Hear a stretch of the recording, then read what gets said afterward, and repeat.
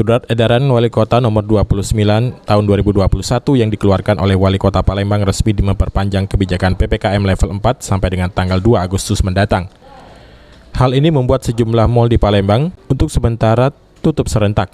Tutupnya sejumlah mal secara serentak ini mengikuti aturan PPKM level 4 di Kota Palembang. Semua mal wajib menutup tempat usahanya kecuali supermarket yang menjual sembako dan kebutuhan pokok lainnya, apotek dan toko obat serta restoran. Dari pantauan tim liputan PAL TV, di dalam PS Mall yang biasanya ramai, kini sepi. Hanya terlihat pengemudi ojek online yang memasuki mal untuk membeli makanan dan sebagian lampu dimatikan petugas. Hanya ada beberapa tenan yang buka. Sementara beberapa pengunjung mal yang tidak mengetahui adanya penutupan ini merasa kecewa. Salah satunya Surya, pengunjung mal yang tidak mengetahui adanya penutupan mal. Ia datang ke mal karena ingin ke counter handphone. Kalau PS ini tutup kak ya? Iya, tutup mendadak kayaknya. Mendadak kak ya? Jadi cak mana kak gitu kak? Tanggapan gitu PS tutup ini kak? Ya kalau ada aturannya sudah tutup, berarti harus ikuti aturan pemerintah.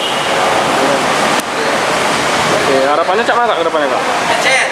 Ya harapan kedepannya supaya balik normal lah. Kalau kayak ini kan jadi susah kan? Susah. Kita jauh-jauh dari mana kita datang kak? Dari Gandus. Dari Gandus. Nak dari HP dari kak? Iya, sekalian jalan-jalan di sini.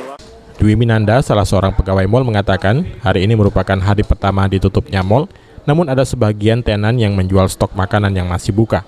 Kapan Mbak? Tutupnya hari ini Kak, sampai tanggal 2. Sampai tanggal 2. Ini tutup gimana Mbak? Mallnya aja yang tutup atau makanannya gimana caranya? Kalau makanannya bisa take away, tapi kalau mau belanja di Carrefour masih buka. Carrefour masih buka. Carrefour aja yang buka Mbak ya? Oke, tapi makanannya take away. Take away. Tapi nggak boleh masuk orang? Nggak boleh. Kecuali beli makanan take away tadi? Kecuali belanja di Carrefour.